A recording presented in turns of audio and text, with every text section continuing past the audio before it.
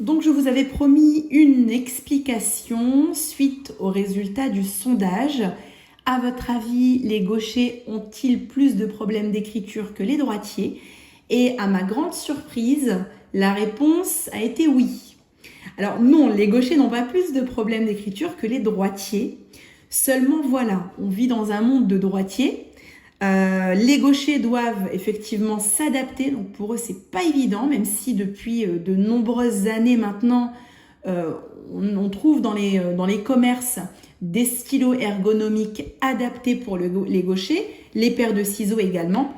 On va donc déjà se poser la question, est-ce que l'enfant est vraiment gaucher? Donc pour ça, on peut soit consulter un graphopédagogue pour vérifier donc la latéralité de l'enfant, soit à la maison déjà observer un petit peu la main que l'enfant va utiliser en premier lorsqu'il va par exemple se brosser les dents, prendre une fourchette, etc. Ensuite, on va prendre de bonnes habitudes, que ce soit pour le droitier ou pour le gaucher. On va veiller à ce que la main soit bien dans l'axe de l'avant-bras, d'accord? Donc pas de torsion au niveau du poignet, hein, c'est souvent ce que le gaucher va faire. Aussi, on va apprendre à l'enfant à tenir correctement son crayon avec ce qu'on appelle donc un beau soleil. Donc pour placer le crayon dans la commissure pouce-index, donc appelé aussi donc le hamac. Donc le crayon est maintenu entre le pouce et le majeur et l'index est positionné face au pouce. Donc dans un premier temps, on travaillera la tenue de crayon. Également la mobilité des doigts, hein, parce qu'on va avoir besoin de bouger les doigts pour former les lettres. Et donc pour le gaucher, ce qui va se passer, c'est qu'on va devoir incliner le cahier un peu plus que pour le droitier. D'accord?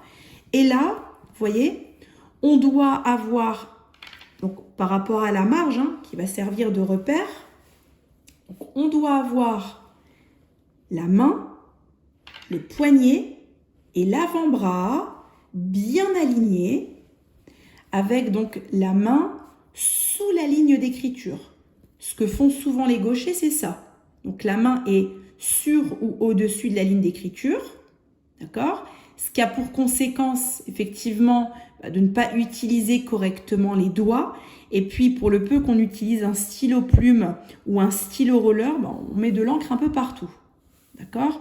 Donc, ça, c'est très, très compliqué de faire ça. Pour l'enfant, c'est problématique et on retrouve de gros problèmes au niveau, déjà des douleurs. Hein. L'enfant va ressentir des douleurs au niveau du poignet. On va avoir une écriture qui ne va pas être fluide et qui ne sera pas lisible. Donc, le repère, c'est bien la marge. Tout est positionné donc, parallèlement à la marge. Une bonne tenue de crayon. Et là, effectivement, je vois ce que j'écris et je vais pouvoir ensuite apprendre à l'enfant à déplacer donc, son avant-bras, d'accord, tout au long de la feuille. Et là, donc, je peux déplacer également le support. Donc voilà un petit peu les choses qui vont être importantes pour le droitier, mais là en l'occurrence pour le gaucher, où on va devoir incliner un peu plus le support. Ce qui se passe pour le gaucher, hein, contrairement au droitier, c'est que lorsqu'il écrit, l'avant-bras se rapproche du corps.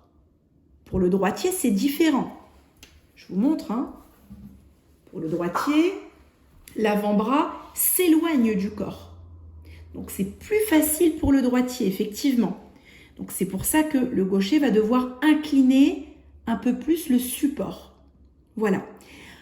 Pour les personnes qui souhaitent aller plus loin, peut-être au niveau de la tenue de crayon, vous pouvez trouver sur le site internet écriture59.fr, rubrique ressources, une vidéo qui montre donc un enfant qui tient donc le crayon avec donc une tenue dynamique, donc avec 3 doigts. Et donc, il explique toutes les étapes qui amènent donc à une bonne tenue de crayon.